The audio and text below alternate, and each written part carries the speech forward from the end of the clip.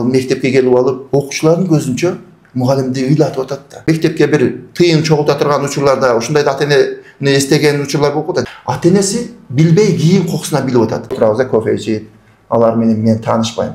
Gerek olsa özleri gelip ta. Az qarap görсөңүз, biraz taşboğurluktagı barda жаштардын arasındaça.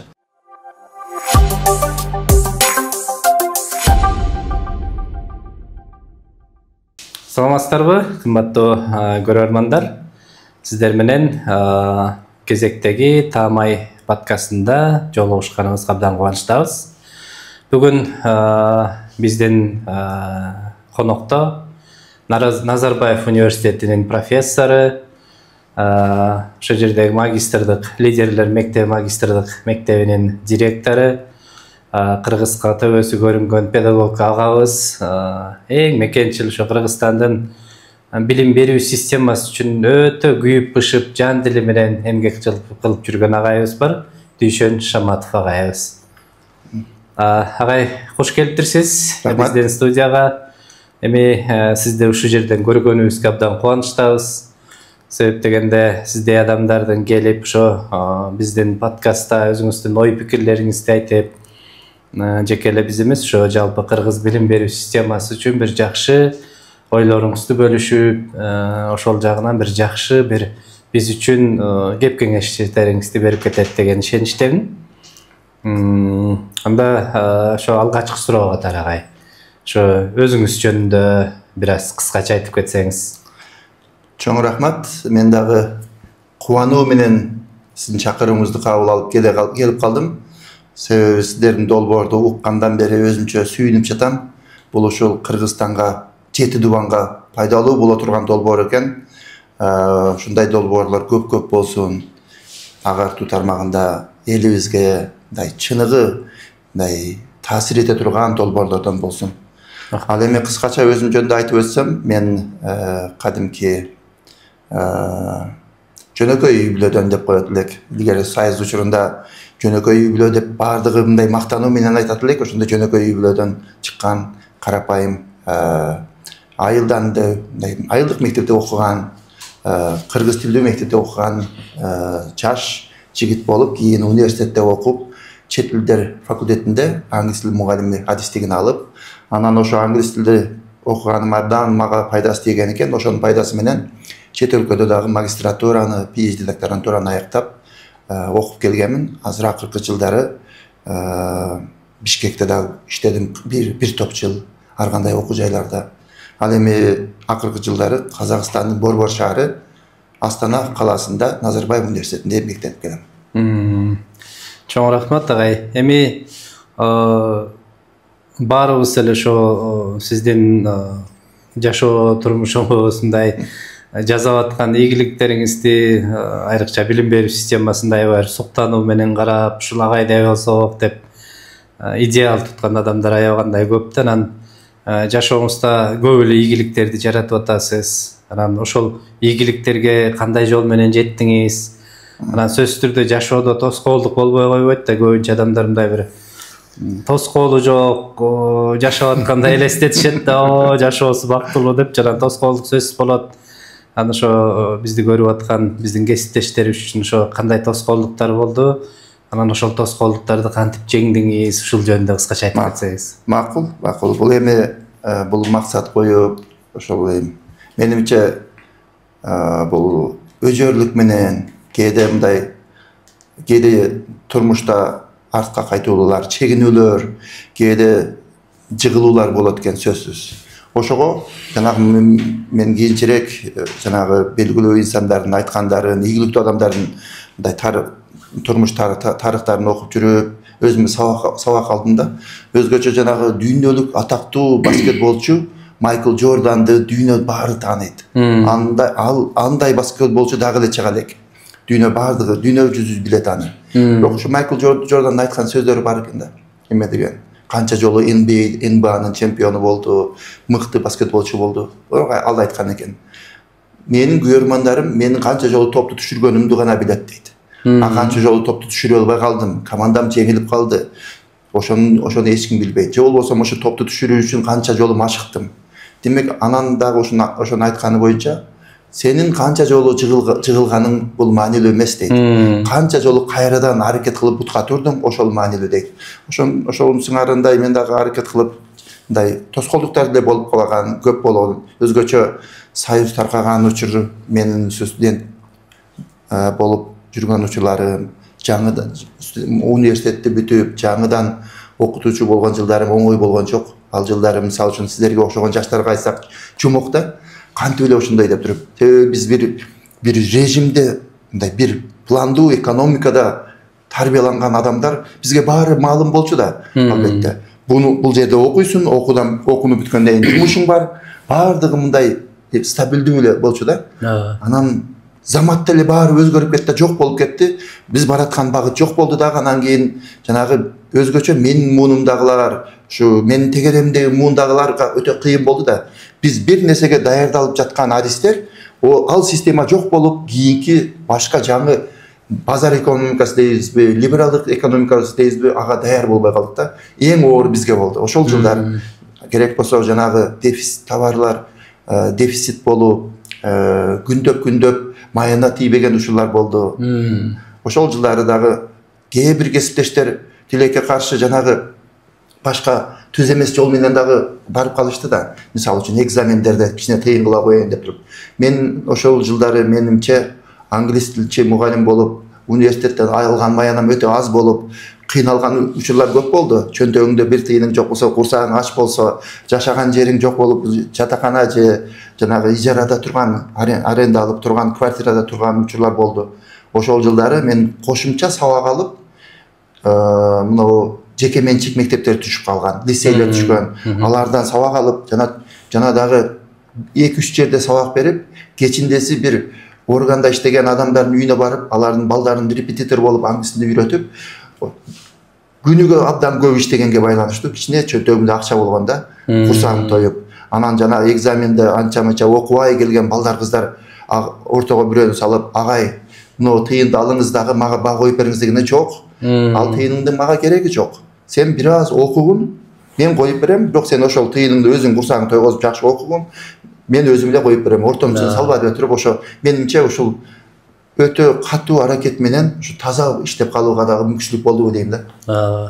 Эми ошон үчүн азыр берекелүү болуп атса керек көп нерсечи. Балким ошол учурда кичине кызыгып алып койгонуңузда балким мынчалык берекелүү болмок эмес. Мен ушул жөнүндө көп ойлоном, себеби эми аргасыздан мен башка бирөөлөрдү күнөөлай албайм. Эми ар кимдин өзүнүн чечкени да. Мен эмне үчүн эме кылганыма сүйүнөм.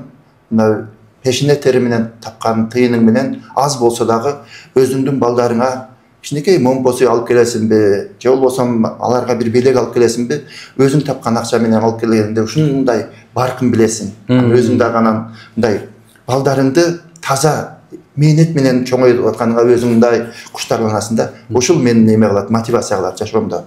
Сонун агай.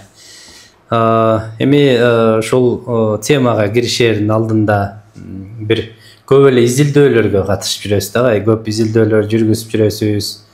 Анан ошол изилдөөлөр жөнүндө айтып берсеңиз, кандай изилдөөлөр жүргүздүңүздөр?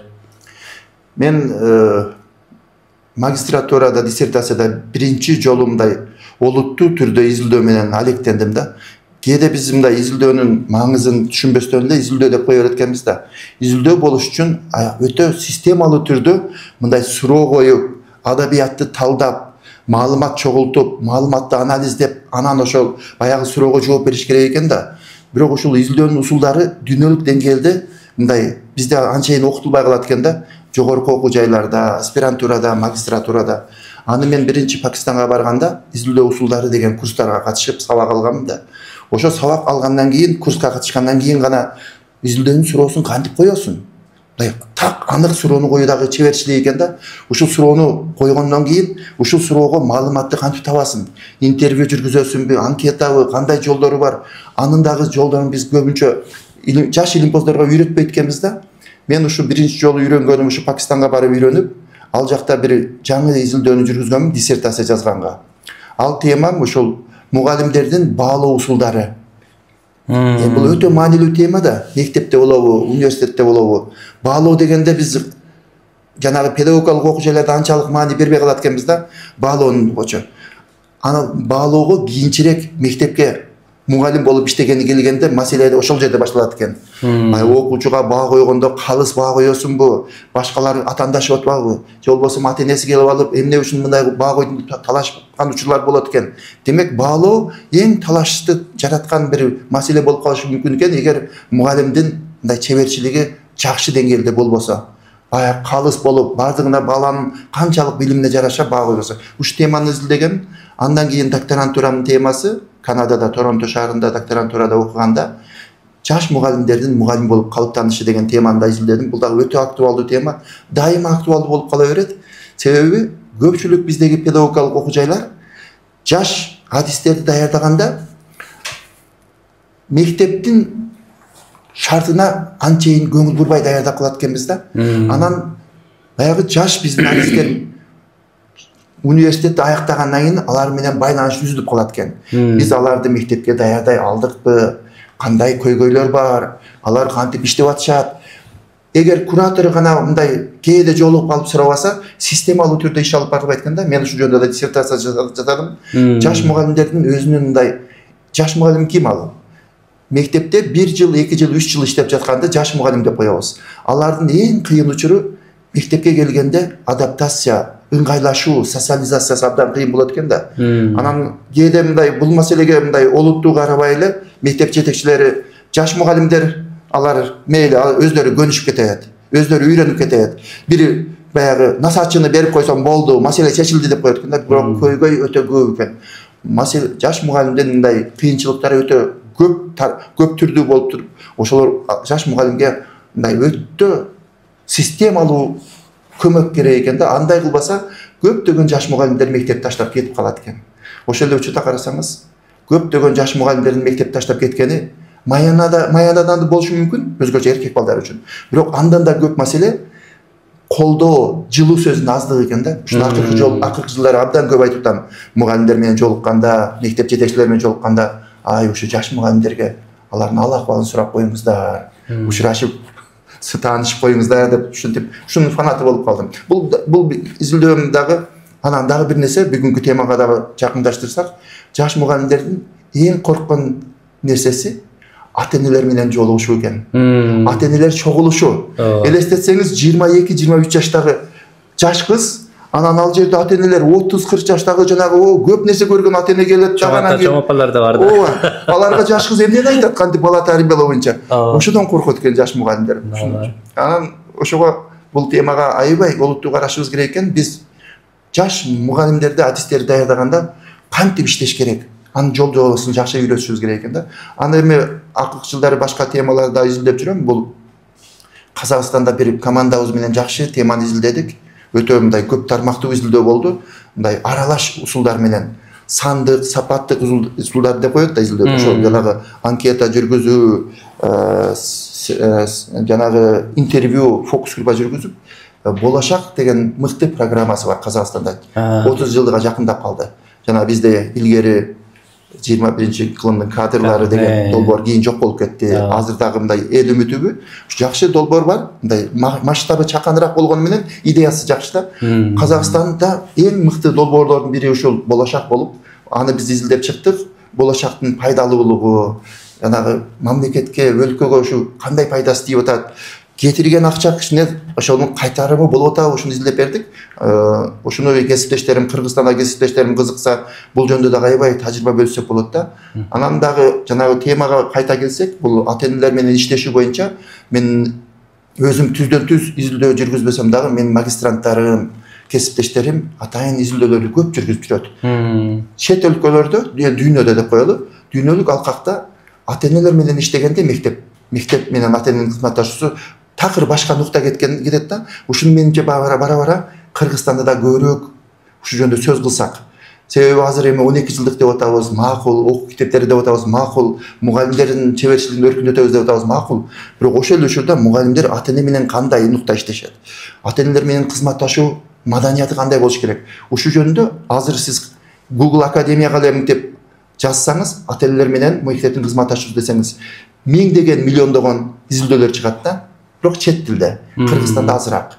Кыргызстанда ушул Советтер Союзунун дагы эле эмелери бар да, элестери калып кеткен да. Ата-эне менен мектеп дагы эле мындай тыгыз өнөктөш катары кызматташпастан кээде атаандаш болуп калат, кээде талаш татыш көп болот. Өзүңүз көргөндөй былтыр мурдагы жылы жана бир ата-эне келип алып, жолукчан ата-эне ал мектепке келип алып, окуучулардын көзүнчө мугалимди ыйлатып атат да. Ошондо суроо туулат да. Эмне үчүн ата-эне ошону келип атат? Балким ата-эненин дагы өзүнүн чындыгы бардыр, нааразы болуп атат. Бирок анда ал маселени чечиш үчүн ата-энелерди кызматташууга чакырып, чечимдерди чогуу чыгарыш керек эле. Бирок ошол учурда эмне үчүн окуучулардын астында мугалимди ыйлатып атат? Ал мектеп жетекчиси кайда отурат? Мектептерге барсаң, ар бир мектептин жетекчисинин астында видео эмелери бар. Эмне деп коет? Көзөмөл бар. Ар бир нерсени көрүп турат. Ошол жерде эмне үчүн жарым саатка чейин эч ким жок, окуучулардын астында мектептин мугалими ыйлап атат. Демек, мектеп жетекчиси да кээде бардык эмес.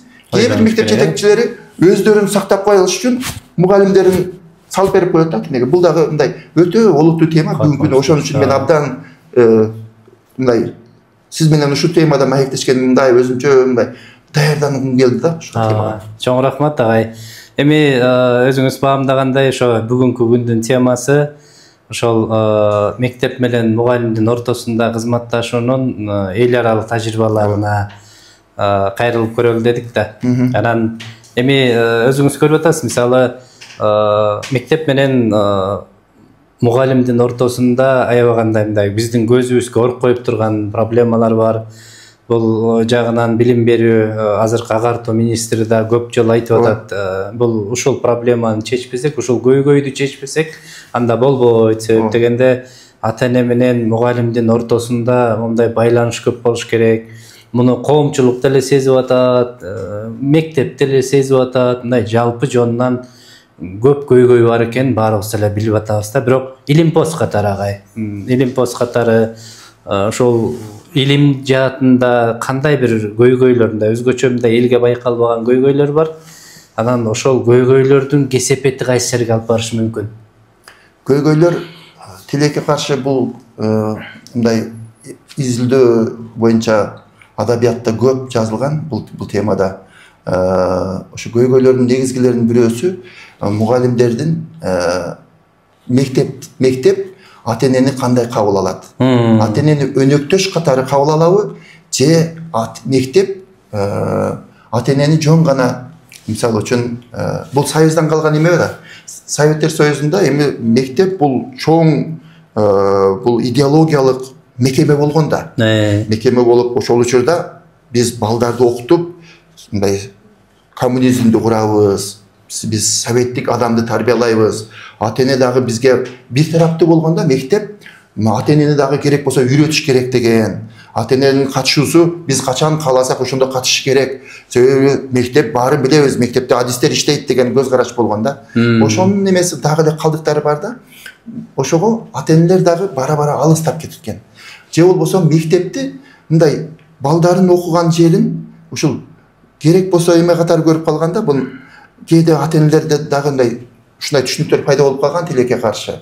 Атаандаш катары же болбосо жөн гана акча чогултуучу жай. Ата-эне качан келет мектепке? Бир бала тартипти бузса, же болбосо дагы мектепке бир тыйын чогулта турган учурларда ушундай да ата-энени эстеген учурлар болуп калат. Же болбосо формалдуулук өтө көп өчүп кеткен да, ушу формалдуулуктан арылышыбыз керек. Ал эмне деген? Ата-энелер комитети түзүлүп калат, албетте. Бирок бардык эле мектептерде ата-энелер комитети эң мыкты иштей албайт да. Себеби ал башка ата-энелер менен тыгыз иштешпестен бул көп учурда формалдуулукка дагы барып калат да. Баягы ата-энелердин көйгөйүн, үндөрүн, добуштарын мектепке жеткизип, кээ бир баягы чечимдер ата-энелердин түздөн-түз катышуусу менен чечилиш керек да. Бизде ушул мектептерде ата-эненин пикирин эске алуу деген дагы өтө мындай жакшы жолго коюлуш керек да бара-бара. Керек болсо бир жөнөкөй эле мисалды айтайын. Дүйнөлүк тажрыйба боюнча мектепте бир эксперимент изилдөө жүргүзүлсө, сырттан изилдөөчү келсе, сөзсүз түрдө мектеп өзү ата-эненин эсебинен чечим чыгара албайт. Ата-энелерге жазыш керек. Изилдөөчү. Эгер ошол жаш бала 18 жашка чейин болсо, баягы ата-энесине айтыш керек да. Сиздин балаңыз ушул экспериментке же изилдөөгө катышууга уруксатыңызды бересизби? же жокпу десе ата эне уруксатын берем дегенде ошондо гана баласы катыш керек да. А биз андай ата эненин пикирин бир одоно мисалды айтып кое берейин эми. Туура келип калды. Мындан 5-6 жыл мурун менин бир жакын досторум бар. Ошолордун балдары Ысык көлгө барыптыр. Лагерге деп коелу. Бир ошо эмен өздөрүнүн жетекчилери менен барыптыр. Кичинекей жаш балдар да. Ошол бала Ысык көлдө эс алып жатканда катуу ысытмалап ооруп калат. Ошол учурда телефондор бар да. Ошол эмелер паника болот. Жанагы жетекчи, вожатый деп коебуз, паника болуп туруп, бул баланын атасына, апасына телефон чалбайт. Өздөрү антибиотик беришкен да. Бул деген өтө кескин одоно бузуу, эреже бузуп атат да. Ата энеси билбей кийин кокусуна билип атат. Алар телефон чалып, бул балаңыз ушундай ысытмалап атат, көбүнчө эмне дары берет элеңиз, эмне үчүн ысытмалат? Ата энеси чечим чыгарбай катыша албай калды. Демек, бул дагы кээде биз ушул расмий түрдөгү мекемелер, адамдар ата эне үчүн биз чечим чыгарып коюп атабыз да. Бара-бара ушул ата эне менен кызматташабыз десек, демек алардын дагы чечим чыгарууга катышуусун күчөтүшүбүз керек. Жакшы. Şu советтик система жөнүндө айтып кеттиңиз. Бирок эмнегедир менин оюмча, şu советтик идеологияда şu коомчулукту мындай идеалдуу деп айтпайм, бирок советтик саясатка туура келген адамдарды тарбиялаганга бир аябай сонун бир системаны түзүшкөн да. Анан биз көбүнчө айтып атпайбызбы, ата эненин ролу жок болсо коомдо балдарды керектүү ушундай нерсеге тарбиялаш өтө кыйын деп. Жанан сиздин оюңузча ушу советтик системада ушул ийгиликке кантип жетишкен? Советтик системада бул өтө бул тема өтө чоң тема да. Бул советтик албетте идеология ушундай болуп атат да. Мен оң жагындагы, тескери жагында айтайын эми. Бул советтик эң негизги идеология коллективизм. Демек, мектептеги бардык адамдар бири-бири менен кызматташкан дейбизби, коллективизм чогуу иштешкен адамдар болуш керек деп туруп ушундай эме кылганда, анан индивидуализм деп коет, индивидуалдык адамдын өзгөчө жекече эмесин анчалык бааланган эмес, кайрадан мындай эме коомчулуктан жок кылганга аракеттер болгон. Ошондо эгоист деп, эгер бирөөсү өзүнчө башкача ойчу пикирсе, сен бизге окшош ойлобойн бойтасың, сен эгоисткесиң деп кайра урушканга чейин башкан. Эң жаман жагы, Фазбек агай, коллективдин колу менен, жардам менен жазалоо. Же болбосо майрамдоо, даңазалоо. Элдин көзүнчө жанагы грамоталарды берип, ошол учурда начар окуган адамды элдин көзүнчө таскага чыгарып алып, тырмагың өсүп кетиптир деп, ата энесине айтып, демек шылдыңдоо, же болбосо окуй албаганды бурчекке тургузуу. Бул орустардын бир жакшы киносу бар бул жөнүндө. Советтер Союзунун эң коллективизмдин жаман жагын ашкерлеп чыгарган бул Чучело деген киносу. Ошондо жанагы кичинекей кызды ушунчалык баягы башкалар сен башкачасың бизден деп туруп аны зекип эме кылат. Бул деген эмнеден? Баягы стереотиптер, анан ал учурда норма жана нормадан эмес. Бул жасаганың норма, бул союзга жакшы болот, бул коммунисттик идеалга дал келет. Ал эми мындай болсо, сен туура эмес деп туруп мындай ошонун калдыктары дагы эле бар да азыр дагы. Мисалы үчүн орустар айтып коючу жанагы ошол Россия Советтер Союзунда айтылчу сөздөрдүн бирөөсү мындай эле. Ким биз менен болбосо, ал бизге каршы деген пикир. Азыр дагы кээде карасаңыз, бирөө менен сүйлөшүп отурсаң, бир аз макул болбой койсо жаман көрүп калабыз. Сен мени колдобой койдуң деп. Бирок жакшы жактары дагы болгон, эми жакшы жактары эми өзгөчө спортту карап көрсөңүздөр, жана хоккейде айтып калат элек. Биздин командабыз эң жакшы, футболдо дагы мисалы үчүн биз дайыма пас ойношот, бири-бири менен жардам берип ойношот. Карагылачы, ал буржуазия, капиталисттик футболисттер эч кимсине эме кылбайт, баарысы өзү гол тепкиси келет. Канадалыктар эч бири-бирин ойлобойт. Биз болсо ушундайбыз деп өзүбүздү мындай жакшы жактарыбызды көргөзгүбүз келет эле да. Албетте анын жакшы жактары да бар эле. Кийинчерээк мисалы үчүн азыр карасаңыз жакшы балл алгандар, олимпиада алгандар, ашыкча өзүмчүл болсо деле, мурда аларды өзүмчүл деп коом анча жактырбайт эле. Азыр эч ким деле көңүл бурбайт. Олимпиадада мисалы үчүн жалпы республика тестте алтын сертификат алдыңбы, мыктысың. А сен башка бирөөгө жардам бересиңби, кандай адамсың, анча маани берилбей калат. Ошон үчүн мен ойлойт элем да, ушул ар бир адамдын жеке жетишкендиктерин эмес, коомго кошкон бир салымдарына көбүрөөк көңүл бурулса деген маселе болот. Анан өткөндө Тынчтык мырза Япония мамлекетине барып өткөндө баарлашканда дагы айтып отурду эле. Ошол жерден бир нерсени айтып атат да. Бир бала бакчасына барсам дейт, жанагындай бийиктикке чыккан мындай бир турба эле дейт да. Ошол менен бала чыгып башына жеткене калыптыр дейт. Анан тарбиячысы карап турат дейт. Анан жанына барып тиги бала жыгылып кетпейби десе, жыгылып кетсе жерге түшөт, кыргыз жер көтөрөт деп коет, ошол сыяктуу маанидейт да.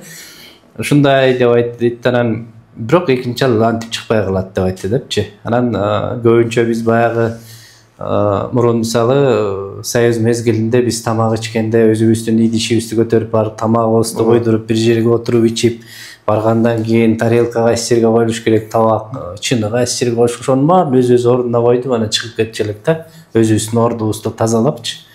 Анан улам кийин деген сайын ал нерсе жок. Мисалы мектептерде мындай кружкаларды бүт баарын өзүнүн ордуна бүт баарын тизип даярдап коет. Ошондо да балдар кээде мындай турган, ошол жердеги турган өзүнө тиешелүү нерсени тапкандан кыйналат да. Демек, коомдо бир кандайдыр бир деңгээлде балдардын өз алдынча алуулугуна аябагандай кедергисин тийгизип коет экен да. Анан ага эми көп эле мамлекеттерди кыдырып, көп мамлекеттердин ошо билим берүү системасы менен тааныш болуп жүрүп атасыз. Анан ошол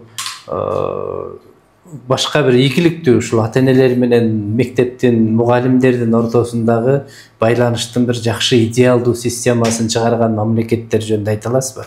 Ооба, эми баары идеалдуу деп айта албайм, бирок өтө жакшы аракет кылган мамлекеттер көп. Ошол эле Финляндияны айта алабыз. Мен 4,5 жыл жашап келген Канада мамлекетинде айта алабыз. Ал жерде карасаңыз, сиз айткан Японияны, жапондорду дагы мисал кылсак болот. Ошо жапондордун бир видеосун дагы мен көрүп, аябай таасирленгем. Тынчтык мырза айтканга окшогон бир мисал болгон да. Ошол жанагы эмени мен баштап кетейин, жанагы ошол аркан менен чыгып атканга окшогон эле бир видеодо дагы болуп атат да. Бизде айталы, мен Канадада жүрсөм, жаш бала жыгылып калды. Чуркап барып жардам берейин десем, ата-энеси айтып жөн, өзүнө кой, өзүнө бутуна турат дейт да. Бизде карасаңыз, көчөдө бирөө жыгылып калса, тегер ата-энеси артта басып келаткан болсо, ошол жердегилер чогуу чуркап барып тургуза калабыз. Тургузбасаң, эмне жардам берип койбодуң деп. Ал мындай өз алдынчылыкка көбүрөөк маани берет экен да. Дүйнөдөчү. Себеби биз жардам бере берип, баардыгыбыз бапестей берип, өзүнө жанагы аракет дагы кылбай башка бирөө жардам берет деп туруп, анан өз алдынчылык көп жок болуп калат экен да. Жана 30-40ка чыкса дагы апасына звонок кылып, апа эмне алайын, машина алайынбы же компьютер алайынбы? Мен эми мындай апыртып айтсам, антейин дегеним ошо өз алдынчылык Канадада 18 жаштан башталат экен. 18 жашка чыккан улан же кыз өзүнүн үйүндө жашабастан башка шаарга окууга кетет, же болбосо өзүнүн үйүндө болсо көпчүлүгү, өзүнүн шаарында болсо дагы башка квартирага жашап, мындай өз алдынча болгонго аракет кылат экен да. Себеби мындай көнүш керек экен бара-бара, жанагы чечимдерди чыгарганы. Ал эми ийгиликтүү өлкөлөр боюнча, мисалы үчүн Канададан барып көрүп калдым. Ошол жерде менин досторум мектепте иштешти. Мен дагы барып биз эле жүргүзгөнчө мектептерине барып жүрдүм. Финляндияны дагы абдан макташат. Ал жерде мындай болот экен да, жанагы ата-энени ресурс катары дагы көрүшөт. Ата-эне бул мисалы үчүн биз көбүнчө эле жанагы Советтер Союзунан калган бир эме бар да бизде. Ал учурда Советтер Союзу жаңыдан курулганда Крупскаяндагы эмгектери чоң да. Сухамлинская, Крупская. Алар көбүнчө эме кылганда, баягы сабатсыздыкты жоюу менен дагы алектенген. Балдарын гана окутпастан ата-энесин дагы окуткан да. Ошол учурда. Аларга дагы мындай ликбез деп коет го. Ошонун эмеси менен жанагы бизде кээде мындай түшүнүк калып кетет экен да бизде. Ата-эне бул эч нерсе билбеген адамдар. Ата-энени да окутам деген көз караш бар да. Ата-энелер мектеби дейбизби, же ушул ата-энени дайыма окутабыз деп калат экенбиз да. Албетте, ата-эненин кээ бир маселе боюнча, билим берүү боюнча маалыматы азырактыр. Бирок ата-энелердин арасында ушунчалык билимдүү, көп нерсени билген адис адамдар бар да. Ошол ийгиликтүү системада ата-энелерди кызматташууга чакырып, өнөктөш катары мектептин керек болсо окуу процессинде чечимдерди чыгарууга дагы ата-эненин пикирин эске алуу өтө маанилүү экен. Ошол учурда ата-энелердин арасында ар кандай адистер бар да. Мисалы үчүн кесипке багыттоо деген биздин мектептерде дагы мындай бир аз мындай көйгөйлүү маселе болуп келет да. Кесипке мисалы үчүн кээ бир класс жетекчилер кесипке өздөрүнүн окуучуларына мындай кеңеш бергени менен мындай системалуу түрдө жакшы иш алып барылбайт да. Мисалы үчүн ошол эле Канадада 7-8 9 класстан баштап атайын кесипке багыттоо психологдор иштешет, профориентаторлор иштешет. Анан керек болсо ар кандай адистин адамдарын чакырышат. Алар келип, мисалы үчүн пилот, ата энелердин арасында пилоттор бар, же ата эненин арасында бир айталы инженер бар, врач бар. Ал келип окуучуларга түшүнүктүү кылып, сонун кылып айтып берет. Алардын мындай волонтер кызматы да ата энелер да сүйүнгөн боюнча айтып беришет. Бирок буну мындай кокусунан эле мындай сиз ата эне экенсиз, эртең сүйлөп бериңиз эмес, мектеп алдын ала түзгөн план менен кошо ата энелер менен кызматташып иштешет да. Керек болсо, мисалы үчүн заводдо иштеген ата эне болсо ошол жерге барып, балдарды менен чогуу барып көрөлү деп. Бул деген олуттуу, ол жерде эң күчтүү жагы ошол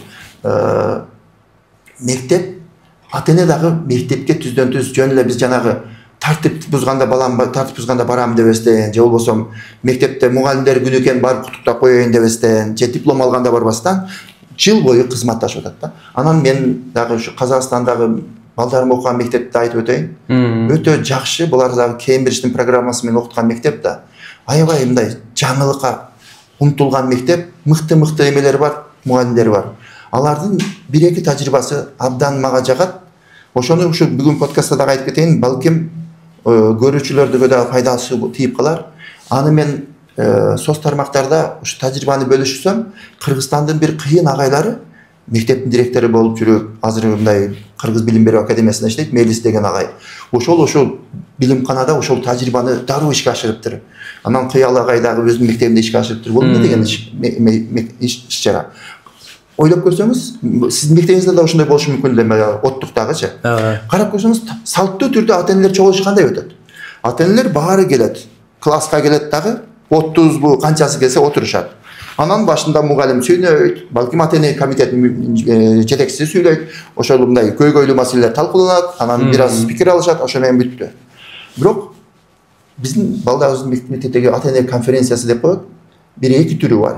Мындай бир чейректе, ар бир чейректе болуп турат, биз барып жолугуп турабыз.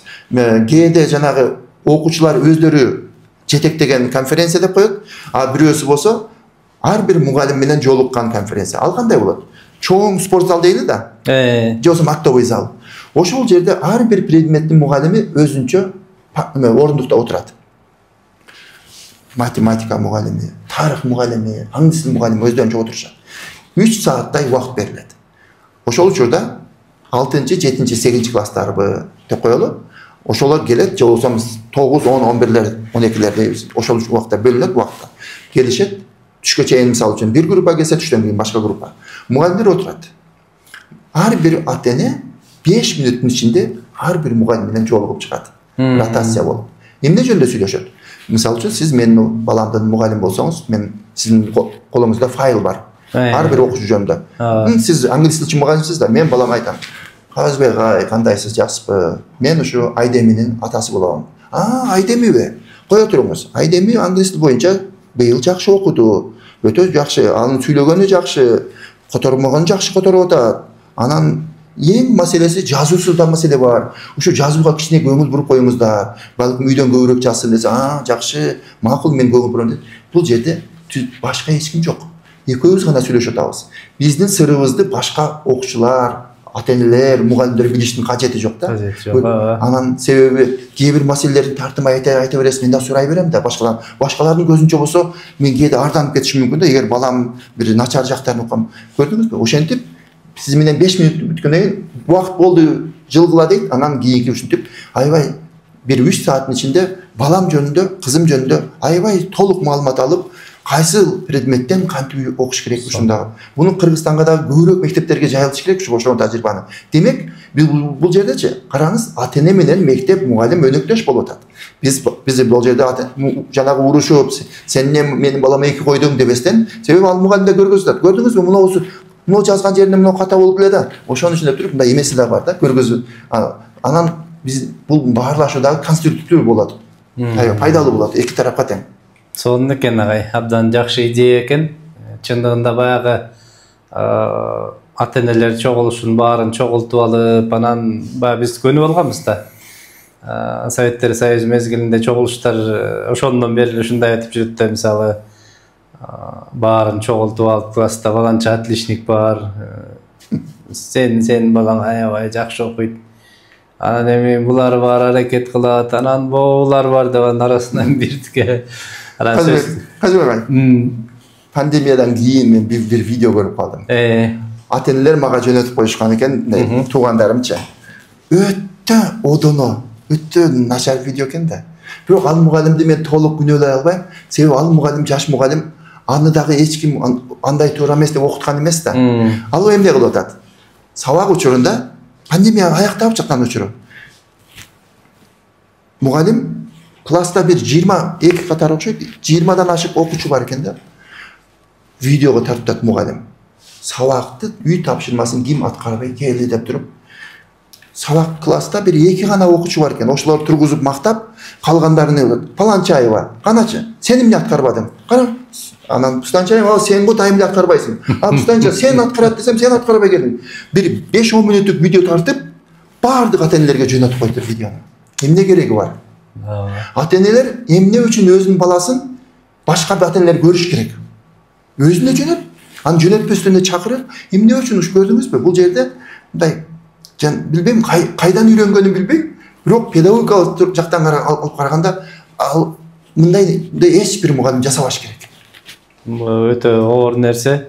Чындыгында жанагы эгерде дайым эле мисалы биз азыр кыйнала беребиз, ата-энелер мектепке келбейт.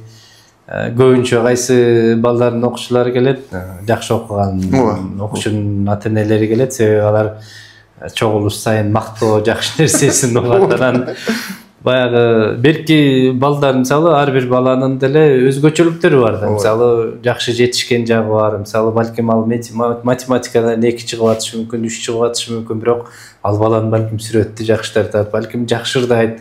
Ушул нерселерин көрсөтсө, балким ата-энелер деле, ата-эне үчүн менин оюмча өзүнүн баласынын бир жакшы ийгиликтерин угуш бир өзгөчө бир сонун нерсе болуш керек да. Ушул тарапта менимче сизде деле болсо керек эле, жанагы айтып калат го. Кошунанын баласы деген сөз эң туура эмес айтылган нерсе да. Кошунанын баласы көчөдө иштеп жүрөт, сен болсо уктап атасың деген кайсы балага жаксын? Бирок да бул деле салыштыруу менен дагы айтып калат эле. Бирок бул дагы эмес да, бул өтө оор тиет да балага. Сиз айткандай ар бир баланын өзгөчөлүгү. Жанагы мен айтайын дедим эле. Кээ бир мугалимдер кечирээк түшүнөт экенбиз да. Кийин жанагы 20 жыл кийин мектептин жанында мугалим баратса, жанагы 3 алган бала, дайыма бизден сөккү жеген бала, анан эчке кандайсыз? Отуруңуз үйгүңүзгө жеткизип коеюн десе, анан ушу баланы да окуттум деп туруп, анан кайрадан ойлонуп калат экенсиң да, ушуга балага көңүл бурганмынбы, бурган эмесминби деп. Мен бир кичинекей окуяны айта кетейин. Мен бир жакшы көргөн эжелеримден бири ушул окуяны көп айтып, анан баланы жаман дебегиле деп дайыма бизге насаат кылчу эле да. Анан ошол эжебиз окуп жүрүп, жаңы келген жаш мугалим элем дейт. Анан арасында бир баланы аябай мындай кабагымды чытып көп жактырчу эмесмин дейт. Анан баланча сен окубайсың, сен мындайсың, сен тигиндейсиң. Дайыма урушуп жүрүп, эптеп 3-классты бүтүрүп ара кетирдим дейт да. Анан аңча болбой сайыбыз тарап кетти. Бир жолу анан эшигиңдин алдыма чыгып алып, кенедей агыротумду баягы сокко менен айдатып коеюн деп такыр таппайм дейт да. Тияка барам, бияка барам, тиги трактористке айтам, бул трактористке айтам. Тиле албайт эч ким дейт. Анан эшиктин алдында карайлап эле эмне кыларын билбей турсам дейт. Бир чоң трактор келип жаныма токтоп эле баягы баланчайым секирип түшүп эле эжеке кандайсыз, ден соолуктарыңыз жакшы, ой эмне турасыз биякта деп эле бет менен өбүп чыгышып, ой бул жерде кенедей жерди айдата албай десем, трактор менен кирип баягы жерди айдап бүткөндөн кийин акчасын берсем, акчасын да албай кетип калды эжеке. Мен сизден кантип акчалап уялганымды айт дейт да. Андан кийин мен баланы жаман дебейм, ошон үчүн баланы жаман дебегиле деп такыр аябай ушундай насаат айтчу эле да. Өтө сонун. Анан агай ушул жааттачы, мисалы жанатан бери сөздөр чыгып атат да, мисалы кээде ата-энелер аткаруучу болуп калат деп атабыз. Кээ бир учурда өнөктөш, кээ бир учурда максатташ болгону. Ушунун кайсынысына көбүрөөк басым жазалганы жакшы, эмне үчүн? Бул жөнүндө менимче көбүрөөк мындай максатташ болгону жакшы. Анан мүмкүн болушунча ата-эне менен ата-энени мындай чечим чыгарууга дагы катыштыруу керек да. Кичинеби, чоңбу маселеби ата-эненин пикирин угуп, мисалы үчүн керек болсо, ата-эне эмес, окуучуну дагы укпай калабыз да. Чечим чыгарганда мектептин өнүктүрүү планын мектептин жетекчилери гана жазып калат. Ошол эле учурда ата-энелер менен кеңешип, ушундай түзүп атабыз деп, кандай дейсиздер? Ушул жерге бир сонун лаборатория куруп атабыз, же болбосо эме кылып, ушундай китепкана куруп атабыз, сиздер ата-энелер. Же болбосо ушу биз мектептин жылытуу системасы жакшы болбой атат. Ушунда өзүңүзгө жакшы болот деп. Ата-эненин дагы ушундай чечим чыгарууга катышуусу болсо, көпчүлүк учурда ата-эне чечим чыгарууга эмес, чечим чыккандан кийин гана ата-энеге жеткизип коебуз да. Анан ошондо ата-эне мындай эмне үчүн, мага эмне, бул мага эмне пайда, эмне үчүн менден сураган деген болбостон, эгер ата-эненин өздөрүн дагы мындай кандайдыр бир даражада ушундай нерсе жасатабыз, же болбосо балдарга экскурсия жасайбыз, ушундай жасайбыз, бир кесипке тандоо боюнча ушундай иримдерди киргизебиз дегенде дагы ата-энелер жакшы экен, менин балама да жакшы экен деп туруп, ата-эне өзү дагы мындай мектепте менин пикиримди сурашты дегенге барышыбыз керек да. Билесизби, Союз таркаганда ата-энелер мектептен аябай чарчап калды. Мектепте урушту. Эмнеге үчүн билесизби? Марафон дегениңер болду эми, жасабагылачы деп калышты го. Себеби мектепте тыйым болбой калды да. Ошол учурда мектептегилер кимдир кандайдыр бир мектепте идея пайда болду да. Марафон уюштурабыз, ата-энелерден тыйын чогултабыз деп анан бир кичине концерт коюп, ата-энелер келген сайын тыйын бере берип. Бирок ал тез чукул боло бергенде ата-энелер айтат, болду, уюштурбагылачы деген. Андан көрө ата-энелердин өздөрүн катышса керек да эми. Ошол учурда деле биздин экономикабыз ушундай болуп атат, кризис болуп атат. Балдарыбызды мектепке келтирбей үйдө отурсунбу? Анан мектепке келейин десе, бул жерде мугалимдер эле маянасы албай атат. Эмне кылалы дегенде, ата-эне менен чогуу чечим чыгарганда алдар ата-эне, биздин да катышуубуз болот деп айтышат эле да. Баягы жанагы марафон маселесинде бул ал учурдагы мектептерди күнөөлөп деле болбойт го, себеби заман ушундай болду. Чынын айтканда, бул мектептин мен ошол мезгилдерде мектепте иштеп калдым, жанагы полдорун сырдаш ошол эле аябай чоң проблема эле. Айла кеткенде ата-энелерден акча чогултуп, жанагындай бир нерсе кылып, эми ал учурда ата-энелер деле ушундай ашып кеткен нерсеси жок, аларда деле жок эле. Кыйналып аткан учурда анан бирок эсиңизде кээ бир ата-энелер ошол учурда мындай, кой эч болбосо тамак жасап берейин деп пловун жасап алып барат. Тиги бир айылда иштеп турганда ошол жерде бир кошун аксакал бар эле, өзү сүйлөй алчу эмес. Ошол аксакал дайыма багынан алмасын терип алып көтөрүп келе эле да, ошо жеп атасызбы, кыйналып атасыңар, могун жеп койгула деген өмө менен жана чындыгында ушундай ата-энелер аябай кандай көп мындай билим үчүн кызыккан, сонун бир адамдар бар да, баласынын келечеги үчүн. Анан ушул жерде чагай жана мисалы эл аралык тажрыйбаларды ар кайсы мамлекеттин тажрыйбаларына токтолуп кетпедиңизби? Анан биз баягы реформалар жасаганда сөз адаптация, мындай өзүбүзгө ыңгайлаштырбай эле кээде баягы ошол нерсени турпа-тоо жап келебиз. Жана Канададан айтып атасыз, мисалы 18 жашка чыккандан бала сөз бөлүнүп кетет экен деп. Анан эми бул кыргыздын менталитетине кичине туура эмесирээк, себеби ата-энесин тыштап коюш бул кыргызда бир өзгөчө бир оор бир нерселерден. Анан кайсы мамлекеттердин кайсы бир ийгиликтүү реформаларын бизге алып келип адаптация кылса болот, сиздин оюңузча? Менимче ооба болот. Бул жөндө Кита Штайнер Хамси деген да аябай жакшы жазат. Бул borrowing education reforms дейт. Курулай башка бирөөнүн реформа жүргүзгөнүн жакшы ийгиликтүү иш тажрыйбасын курулай көчүрүп келүү бул пайдасыз, туруксуз, келечекте көптөгөн маселелер жаралат. Ошондуктан жөн эле Финляндияда ушундай болуптур, Сингапурда ушундай болуптур деп эле көчүрүп келүү бул максатка ылайыктуу эмес дейт да. Анан балким сиздин сурооңузда жанагы балким ошол Батыштан эмес, Финляндия эмес, Канада эмес, Азия мамлекеттери бизге жакыныраак, Сингапур, Финляндия деген дагы суроо бардыр. Балким анын дагы элементтери бар, ошол туура жактары бар. Ошол Жапондор, мисалы үчүн Азия үй бүлөгө аябай көп көңүл бурган, үй бүлөлүк баалуулуктарга Азия мамлекеттери. Бирок ошол учурда мен айтып өтөт элем, кайсыл мамлекеттин болсо дагы реформасын жөндөн-жөн курулай алып келип бизге көчүргөн туура эмес. Аны бир өзүбүздө изилдөө жүргүзүш керек. Бизде эң орчундуу маселе изилдөөнүн жоктугу. Чечимдер изилдөөнүн негизинде чыгарылышы керек.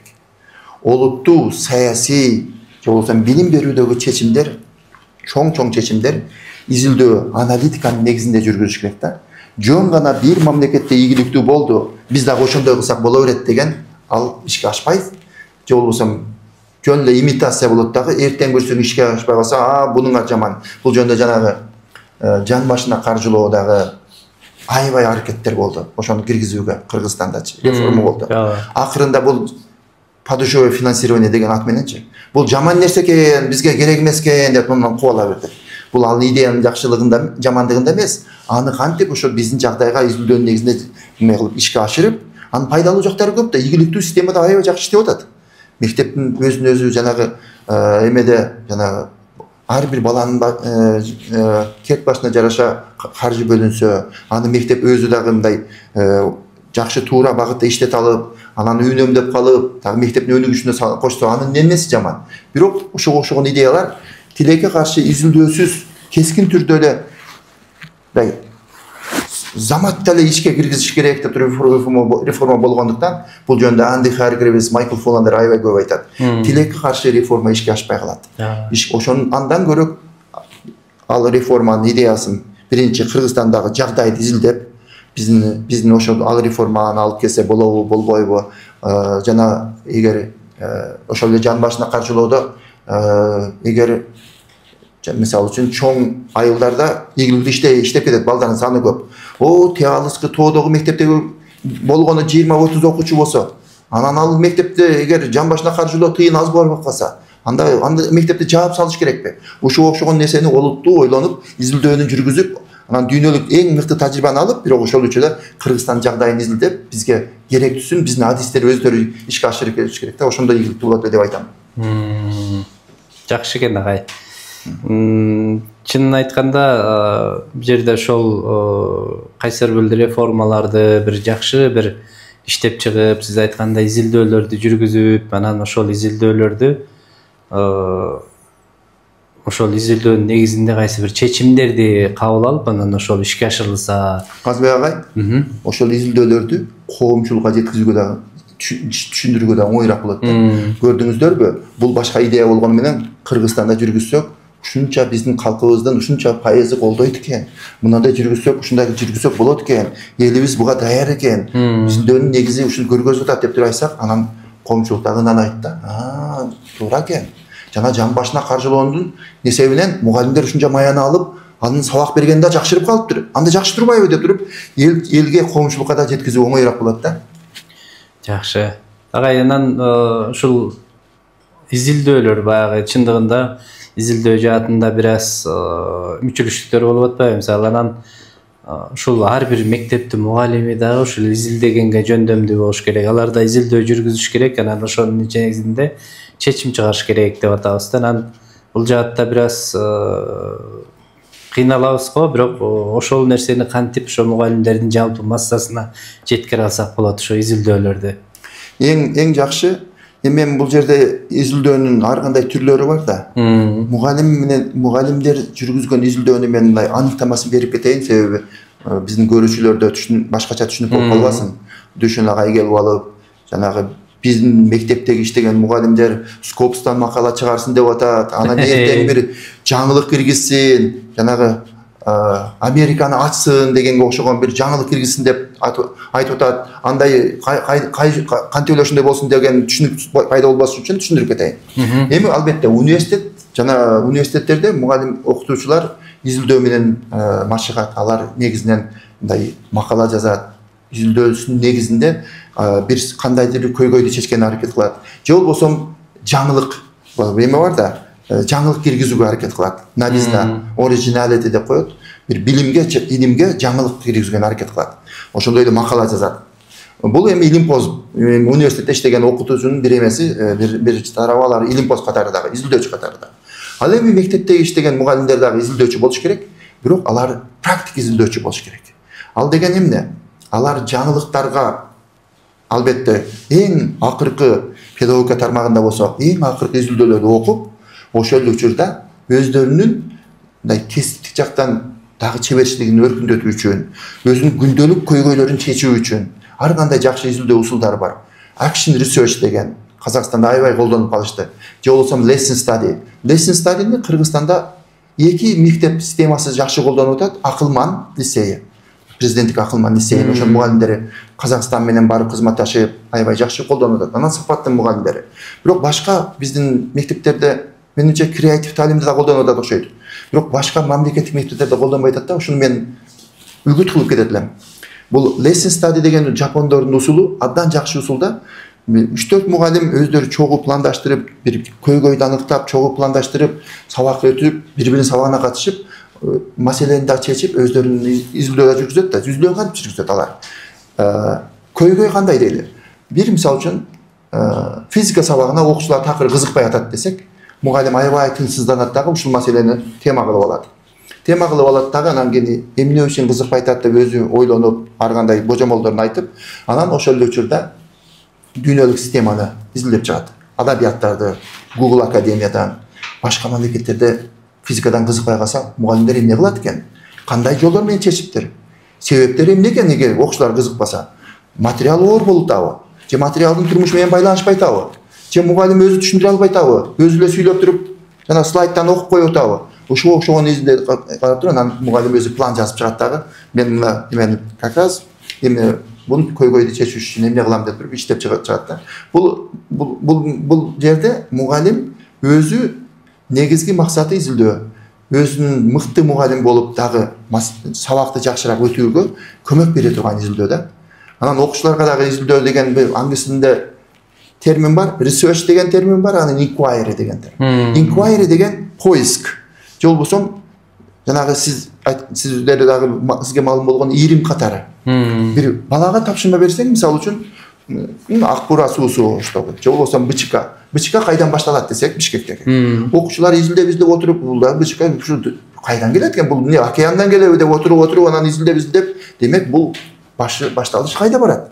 Демек баягы суу алмашуу процесси деп коебузбу? Ошого түшүнүк пайда болуп калабы? Демек бул мөңгүлөрдөн эме келип атат, кар эрип атат, анан суу келип атат. Демек бара суу кайрадан эле буу болуп, булут болуп атат деп туруп, өздөрү көрүп, мындай же болбосо бир көйгөйдү изилдеген болсо, өздөрү да аныктап, кандайдыр бир балдарда маселени чечүү дагы сабактар жөн эле курулай эле китептен окуп эле жаттатпастан, изилдөөнүн негизинде жаңы нерсени үйрөнүп атышат да. Ошого мектепте ушуга көбүрөөк басым жасалыш керек. Менимче жанагы lesson study менен action research'ту Казакстанда мындай кыз келиндер университети Алматыдагы керек болсо жанагы университетте методикадан сабак катарына киргизип коюшту да. Диплом жазган 4-курс студенттери lesson study'нын усулунун негизинде өзүнүн дипломдук ишин жаза баштады. Бизде өзүңүз мен деле иштегенмин университетте. Мындай методикадан өтө күчтүү эме кылбайбыз да. Анан дипломдук иш жазганда дагы мындай балдарга, студенттерге мындай базалык, мындай опора катары, таяныч катары мындай эмелер, усулдар азыраак да. Ошоnuга ушундай бир жакшы усулдарды үйрөтүп койсок, биздин студенттер дагы кызыккан бойдон жакшы бир теманы изилдеп чыгат эле да. Андагай. Эми ата-энелер менен мектептин ортосунда кызматташууну мындай бириктирип, жакшыртуу багытындачы. Мисалы, Кыргызстандын мектептери үчүн кандай кадамдарды сунуштайт элеңиз? Кыргызстандын мектептери үчүн менимче Кыргызстанда мыкты адистер бар. Мисалы үчүн ошол эле жана ата-энелер мектебин киргизген адистер көп жылдан бери иштеген адамдар бар. Китептерин жазып жүрүшөт. Ошолордун дагы тажрыйбасын алып, бирок ошол учурда менимче бир дүйнөлүк тажрыйбадан да көбүрөөк колдонуп, жанагы англис тилинде мен айтып кете берейин, ошо кызыккандар англис тилинен да издеп көрсө болот. Эки термин бар. Бирөөсү parental involvement, бирөөсү parental engagement. Бул жөнүндө азыр эле Google'га бассаңыз, миңдеген миллиондогон ресурстар чыгат да. Ушулардагы китептер чыгат, илимий изилдөө макалалар чыгат. Дүйнөдө кандай, мисалы үчүн ата-эненин катыштыруу менен балдардын билими кантип өркүндөп атыптыр, тарбиясы, тартиби кандай болоттур, ата-эне кантип өздөрүнүн катышуусу болоттур деген дүйнөлүк мыкты тажрыйбалар жазылган. Ошолорду да окуп, биздин адистерибиз көбүрөөк ошол Мен кээде байкап калдым да, биздикилер англис тилде сүйлөбөгөндүктөн көпчүлүк адистерибиз, мектепте иштегендер ошол мыкты миллиондогон ресурстардын ал жакта турат, дүйнө колдонуп атат, биз ушуну колдонбой атабыз да. Мен айтат элем мектептен көбүрөөк ошол бул англис тили бул дүйнөлүк тил болуп калды. Бул англичандардын тили эмес, америкалыктардын тили эмес. Ошол ресурс турса ушуну колдонсок. Азыр эми шылтоо деле болбой калды. Керек болсо Google перевод котормочу деле кандай материал болсо которуп берет. Ошого биздикилер коркпостон жакшы жагын алса, баарын эле көчүрбөстөн алып, алганда да кантип, макул Кыргызстаныбыз ушундай.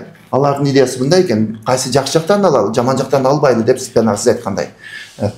Ошону колдонуп көрсөк, анан бирдиктүү түрдө мектептер дагы өзүнүн пландарына башкачараак кылып, ата-эне менен кантип иштешебиз. Мурдагыдай эле ата-эне бул жана жөн эле формалдуу түрдө ата-эне менен иштеп койдук деп эле маселени чечүү эмес, ошол ата-эне комитети чындап башка ата-энелердин көйгөйүн чечип атабы? Башка ата-энелердин добушу болуп иштеп берип атабы? Демек башка ата-энелер ушу ата-энелердин комитетин биздин добушубуз, биздин атыбыздан ушуну жеткизгиле деп атабы? Анын үчүн жакшы каналдар барбы? Кээде ушул эме жакшы иштебей калган эсебинен кээ бир ата-энелер өздөрү келип туруп мектепке келип жаңжал салып атканы дагы, демек ушул ата-эне комитетин аларга мындай легитимдүү күч болбогондугунан да. Демек бул жагына да мектеп ойлонуш керек. Демек ата-энелер көйгөй болсо, демек ата-энелер комитетин дагы башкача иштештин жолдорун дагы иштеп чыгыш керек да. Өзүнүн функциясы кандай болуш керек? Ата-энелер комитетинде кимдер болуш керек? Алар коммуникацияны кантип жүргүзүш керек? Мисалы үчүн азыр WhatsApp группалары бар, өзүңүз билесиз. Ар бир мектепте ата-энелердин кеминде 2 группасы бар, билесиз го? Бир группада мугалим бар группа, бир группада мугалим жок группа. Анан 2 группадагы WhatsApp'тагы сүйлөшкөндөрдүн эмеси, эмоциясы башкачараак болуп калабы? Менимче ушул ата-энелер эмне үчүн ошол жерде бардык эмоциясын чыгарып атат? Себеби кээде алардын көйгөйлөрү жетпей калып атат да мектепте. Ошон үчүн ата-энелер нааразы болуп, эмне үчүн мектеп ушундайсыңар дебеш үчүн, демек ата-энелер мектепти бул биздин балдарыбыздын мектеби, биздин пикирибиз дагы мектеп эске алат дегенге барыш керек. Муну үчүн тыгыз жолугушууларды өткөрүш керек да. Жанагы сиз айткандай, только жакшы окуган ата-энелердин эмес, мектеп бардык баланы биз жакшы окуйбу, жаман окуйбу баарды менен иштейбиз. Бардык ата-эне маанилүү ушуга алып барышыбыз керек да. Болбосо мектепте да кээде жакшы окуган балдардын ата-энесин жакшыраак көрүп, анан берки жаманыраак окуган балдардын ата-энесин да жаманыраак көрүбөстөн баарына жакшы мамиле кылып, биз себеби милдеттүүбүз. Ар бир баланын ата-энеси менен иштешүүгө милдеттүүбүз да. Сиздин оюңуздан мындай түшүнүп атам, демек ар бир мектеп баягы ата-энени мындай бир качан керектүү учурда же жана сиз айткандай бир акча чогултуш керек болгондо чакырбастан, керек болсо мектептин ишин пландаштыруу мезгилинде чогуу чакырып, ошол бир чечимдерди чогуу иштеп чыгып, балким жанагындай анча-мынча көйгөйлөрдү чогуу талкуулап, анан бир чечим чыгарып, анан эми ушинтип чогуу иш алып баралы, сиз бул жагына жардам бериңиз, сиз бул жагына жардам бериңиз. Мисалы мектепте бир баланын атасы архитектор болушу мүмкүн, бир баланын атасы дагы бирдеме, ушундай бир чоң бир чечимдерди ата-энелердин мындай бир күчү менен дагы чечип алса болот экен да. Сөзсүз. Мен ушуну сунушка элем. Албетте мындай мектептер бар Кыргызстанда, бирок азыраак да. Анан эми бул таамай долбоору жөнүндө бир аз айтып кетким кетип атат. Жерде ошол таамай долбоорунун негизги идеясы көз караштарды өзгөртүү да. Башкача айтканда бул баягы сиз айткандай Советтер Союзу мезгилинен калып калган бизде стереотиптер бар да, мындай көз караштар бар. Анан балдарды тарбиялоодо анча-мынча төбөгө коюп койсок, жанагы интернет блогторунда жүрөт го, биздин жанагы өткөл мезгилибиз, орусча айтканда переходный возраст. Апабыз келип төбөгө бир коёр менен өтүп кетчү эле деп тамашалар чыгып атпайбы? Анан ушул сыяктуу нерселер бар. Көбүнчө эле баягы коомчулукка талкуу алганда эле көбүнчө сабаган жөнүндө кеп кыла беребиз да. Мисалы ата-энебиз келип же мугалим келип төбөгө коюп, анан сабап эле койчу эле, анан ушундай депчи. Анан чындыгында бул нерсенин өзү мындай, менин оюмча, сиздин оюңузча деле ушундай болуш керек. Мындай бир балдарды мындай мажбурлап бир нерсеге түртүү мындай жакшы эмес болуш керек да. Анан ошон үчүн ата-энелер менен ошол мугалимдерди бир аудитория деп коелу, бул эми баягы онлайн тартибинде өткөрүлөт. Анан ошол бир жерге отургузуп алып чогуу бир көз караштарын өзгөртүп анан Япония, Сингапур өлкөсүнөн мыкты адистер тартылып бул долбоорго анан жалпы Кыргызстан боюнча бир 30-тай сиз сыяктуу бир адистер өзүлөрүнүн бир сунуш пикирлерин берген атышат да. Анан ушул жерде сиздин көз карашыңыз кандай, ошол бир кандай деңгээлде, кандай жакшы нерселерди алып келиши мүмкүн? Өтө керектүү долбоор. Коомчулукту карасаңыз, жанагы эми союздун учурунда жанагы коллективизм деп милдеттүү, мажбурлуу түрдө коллективизм болуп келген да. Анан кийин эмне үчүн мен коллективизмди коллектив жөнүндө ойлошум керек деп туруп сайыс таркагандан кийин өзүмчүлдүк көбөйгөндө аз карап көрсөңүз, бир аз ташпоорлук дагы бар да жаштардын арасындачы. Жана мушташып кетсе, жанагы жыгылып калганды деле тееп жүрөт. Башына бир Бишкекте бир окуяны көрүп калдым. Мушташып кетти, бирөөсү жыгылып калса, берки чоң киши келип туруп секирип келип тееп атат да. Ушуну карап көрсөң, бул ташпоорлук кандай келет? Жаныбар да кандай кылбайт го. Демек, мындай менимче ушуга окшогон долбоорлордон сиздердин долбоорлорго ийгилик каалап, мындай эме кылыш керек окшойт чамасы. Мындай багытты аныктап алыш керек да. Эмнени өзгөртөбүз? Эмне көйгөй бар? Коомубузда эң эле бизге эң жөнөкөй нерсе, биздин коомубуздагы адамдардын бири-бирине зыяны тийбестен пайдасы тийсин. Бири-бирине ташпоорлук кылбасын. Бири-бирибизге көмөк кылалы. Зыяныбыз тийбе, жардамыбыз тийсин, эч болбосо зыяныбыз тийбесин. Ушуга окшогон принциптерди мектептен баштап, мисалы үчүн мен айтат элем, мектептен эмеле социалдык жумшак көндүмдөр, социалдык көндүмдөрдү үйрөтүп жүрүшүбүз керек да. Мисалы үчүн кайсылары? Ошол эле учурда жанагы кезек менен сүйлөө, бирөөнүн пикирин суйлоо, макул болбосоң дагы мындай анын деле пикирин менен пикири келишпеген адамдар менен деле дос болуп кала берүү. Ушуга окшош. Же болбосо дагы маселени чече билүү, нетворкинг деп атышат. Эмпатия деген терминдер бар. Мен муну эми англисче терминдерди айта берет деп көрөрмөндөр эме болсун. Эмпатия деген бир өз жөнөкөй эле боорукердик. Бир алсыз жаны бар, же адамдын жаны ооруса, ага сенин да жаның ооруда, карап көрсөңүз, башка Түркия болобу, башка өлкөлөрдө көк учкөндөр жөн эле учуп жүрөт жанында. Аны барып туруп уч деп туруп бирөө тееп аткан жок. Жаны барды, же болсо ушул. Ал эмне себеби? Менин кызым, кичинекей кызым айтат да, чебирткени үйдөн кече алып чыгыпчы дейт. Мен чебирткеден коркуп атам дейт. Анан чебирткени алып чыгайын десем, ата өлтүрүп койбо дейт. Ал көчөгө алып чыгып ыргытып бер деп атат да. Көрдүңүзбү? Ушу кичинекей менин наристем дагы эмени чебирткеге дагы боору көрөт да. Жөн эле былчыйта коюп туруп аны ыргытып берип аткан жок деген жок да. Ушуга окшогон нерсени балким мектепте мындай эме кылып алыш керек го. Мындай дайыма эреже катары киргизип, планга киргизип, биз эмнени өзгөртүшүбүз керек? Азыркы учурда эмне маселелер болуп атат? Ушул маселенин кесепетинен кандай бизде кыйынчылыктар болуп атат? Ошол эле мисалы үчүн жогорку кеңештегилер биздин күзгүбүз да. Аларды карасаңыз азыр кимдер эме? Ал жерде бир менимче мындай жогорку кеңеште алар көрүп калса мага таарынбасын. Жогорку кеңеште ким жакшы депутат? Депутат жанагы өкмөттөн бирөө келсе кабагын түйгөн, баягы катуу суроо берген, аны эл астында мындай катасын тапкан, ордуна коюп койгон жакшы депутат да. Ушундай мындай имидж калып атат да. Коомубузда андай эмес. Ошол эле суроону бир жакшына берсе болот. Ал адамды сөзсүз эле мындай эме кылып, эл астында эме кылып, коркутуп алып, эме кылбастан эле ошол суроону конструктивдүү башкача берсе болот. Демек, өлкөбүз ошондой тарапта өнүгүш керек да. Маданиятын, мисалы үчүн, кезек, караңызчы, кезекте туруу, же болбосо бирөөнүн убактысын сыйлоо, убакыт бирөөнүн акысы, буюм бирөөнүн акысы дегенде дагы ушундарды эме кылбасак, карап көрсөңүз, азыр өзүмчүлдүк көбүрөөк болгондо, кезекте Түркияга барганда дароо билинип калат. Ташкенттен келген, Бишкектен келген, Алматыдан, Москвадан, Новосибирскиден келген пассажирлер кезектен андай-мындай өтүп барышат. Берки чет өлкөлүктөргө аябай жакпайт да. Себеби жарым саат турган болсо, алдыңа бирөө келип турбаса жакпайт да албет. Бизде ошол бирөөдөн озуп кеткен болсоң кыйынсың деген. Андай эмес. Сен ал адам сен кыйналып турганды сен сезбестен өзүңдү анын ордуна койбой атасың да. Ушуга окшогондорду биз жаштарыбыз кайсак, менимче жаштар тез үйрөнүп кетет. Буларчы дагы бир нерсени жаштар тез үйрөнөт. Бир маселе бар бизде, менин курагымда. Бизде жанагы эмеден өтө кыйын эмеспиз. Аны англисче нетворкинг деп кое берейин. Мисалы үчүн конференцияга барсак, Amerikага 20 adam, 10 adam Kırgızstandan. Жанагы кофе брейк болсо бекине бурчекте отурабыз да кофе ичип. Алар менен мен таанышпайм. Керек болсо өздөрү келип тааныш. Бул жаатта баягы бар, бирок кийинки муун биздин жаштарыбыздай бул жаатта аябай жакшы. Ушуну көрүп сүйүнөм. Алып келатабы. Жаштарды көрүп сүйүнөм мен кыйла.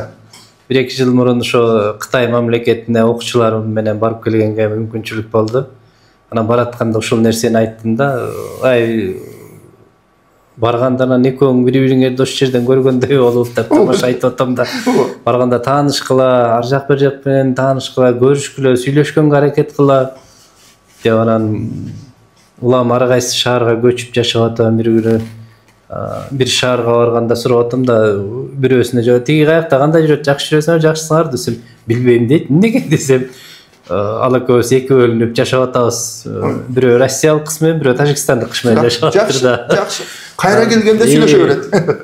Анан ушундай нерсе аябагандай керек экен, чындыгында мындай бир чөйрөнү алмаштырып, ошол бир таанышып, ошолор менен сүйлөшүп, анан сиз айткан ой пикирден да мисалы да буюрса ата-энелер менен мугалимдер бир аудиториянын ичинде жанагындай бир жакшы маалыматтарды угуп, ошол жерден идеялар пайда болсо, жанагы балдарды тарбиялоодо дагы балким биргелешкен бир пландарды иштеп чыгышып, үйдөн анда биз мындай кылалы, мектептен силер ушундай кылып бергиле деген бир чогуу бир чечимдерди кабыл алганга, мындай Кыргызстандын келечектеги билим берүү системасы үчүн бир жакшы бир чечим болот го деген бир ой болуп атат да.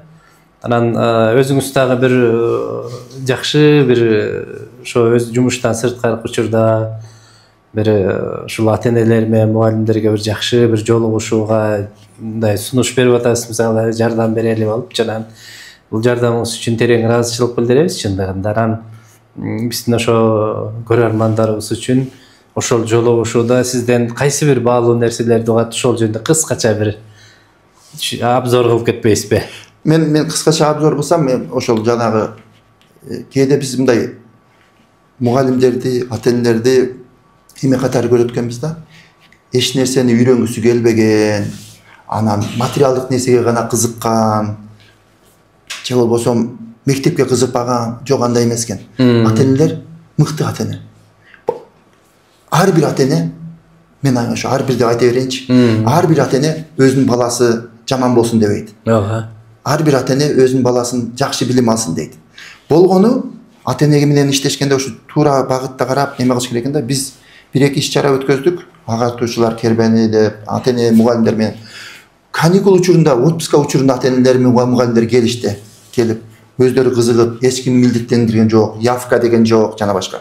Демек, ата-энелер баары бир мындай туура багытта, туура темада кылса, мындай ата-эне сөзсүз катышып, бирок алар өздөрүнүн эмне үчүн алар ата-энелерге дегенде билиш керек экен да. Ал эми көрүүчүлөргө мен ушу өзүмдүн бүгүнкү ушу айткан нерселеримди мындай жыйынтыктап келсем, албетте бул теманы баштаганыңыздарга биринчиден өтө туура, өтө убагында баштапсыздар. Себеби бул темага сөзсүз көңүл бурулуш керек. Мына туура айттыңыз, биздеги ушу 12 жылдык деп, же болбосо акыркы реформалар мектепте өтө жакшы олуттуу нерселер болуп атат. Анын ичинде мен сүйүнгөнүм, ата-энелерге да көңүл бурулат экен. Ата-энелер менен тыгыз иштеш керек. Анан менин айтканым негизинде биз Кыргызстан албетте дүйнөнүн бир бөлүгүбүз. Дүйнөдө кандай жакшылыктар болса, биз дагы ошо жакшылыктар менен айкалышалы, кээде себепкер бололу, жаңылыктарды биз да киргизели. Анын үчүн дүйнөдө эмне болуп атат, аны билип жүрөлү. Изилдөө болобу, кандай жаңылыктар болсо ошол менен байланышып үйрөнөлү эмне болуп атканын. Ал бизди кемсинтип койбойт. Биз албетте улуу элбиз, кыргыз эли улуу элбиз. Биз канчадан бери сакталып калган улуу элбиз.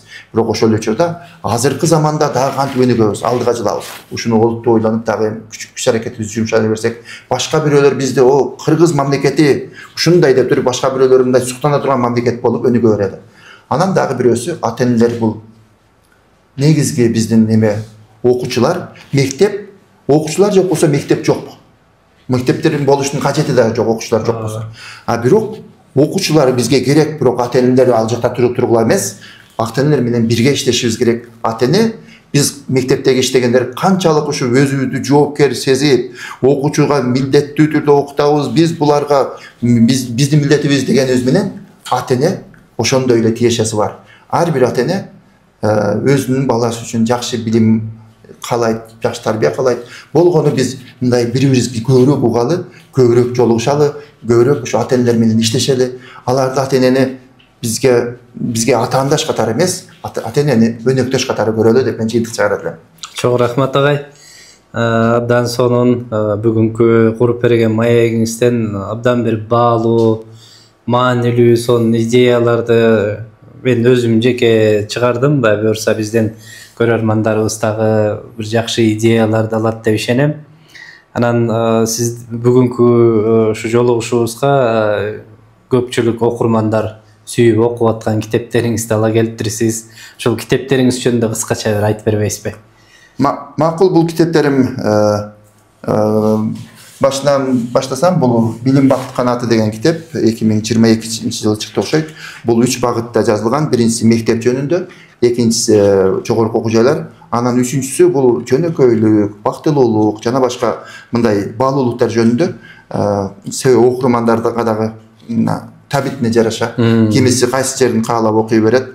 Мектеп жөнүндө ошол эле Сингапур, Финляндиянын өзгөчөлүктөрү жөнүндө, же болбосо ушу биздеги жанагы жалпы республикалык тест жөнүндө, мугалимдердин кадыр баркы жөнүндө өзүмдүн англис тилинде чыккан макалаларымды кыргыз тилинде которуп жаздым. Вуздар жөнүндө, жогорку окуу жайлар жөнүндө, сапат жөнүндө, PhD программасы изилдөө жөнүндө, изилдөө этикасы жөнүндө жазылган. Бул китеп, буну абдан мага жардам берген кесиптештерим көп болду. Алар окуп, бунун оңдоо корректировка жасап жардам беришкен. Ошол көп кесиптештериме мен ыраазычылык билдирем.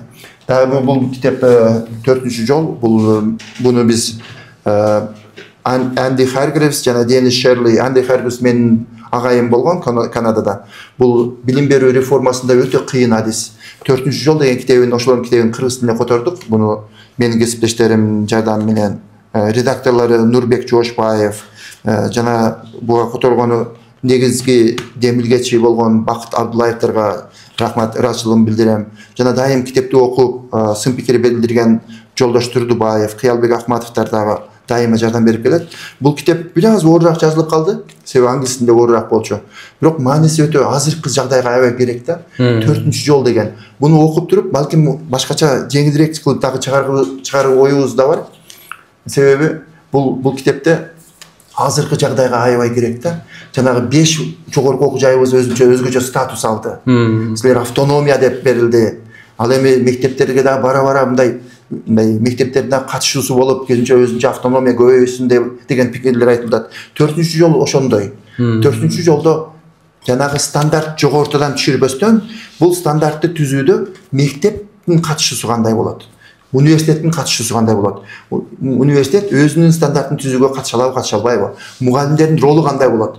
Даярды жогорутан түшүргөн стандарттарды аткаруучубу, же мектептин мугалими, же университеттин окуучусу өздөрү дагы өздөрүнүн багытын аныктоого акысы бар ошол жөнүндө китеп. Бул болсо менин өзүмдүн үй бүлөлүк китебим. Бул сатыкта жок. Урпактарга белек. Бул деген мындай өзүбүз үй бүлөлүк санжыра деп коеюн эми. Ата энем жөнүндө бир туугандарыбыздын өзүбүздүн жазганыбыз, коло кошунан жазган китеби. Себеби бизде ушундай экен да, мындай түстүү сүрөттөр менен кошо чыгардык. Бизде ушундай экен да. Бизде ушундай экенден да өзү ушундайго дүйнө жүзүндө деле. Бара-бара туугандар дагы алыстай баштайт.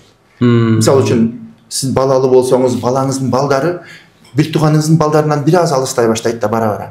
Анан кээде унута башташат, кандай тууган байланыштар бар. Биз ушуну жазып коюуну чечтик. Эми менин балдарым бул китепти улантаар. Себеби кээде ойлоп калсак, жанагы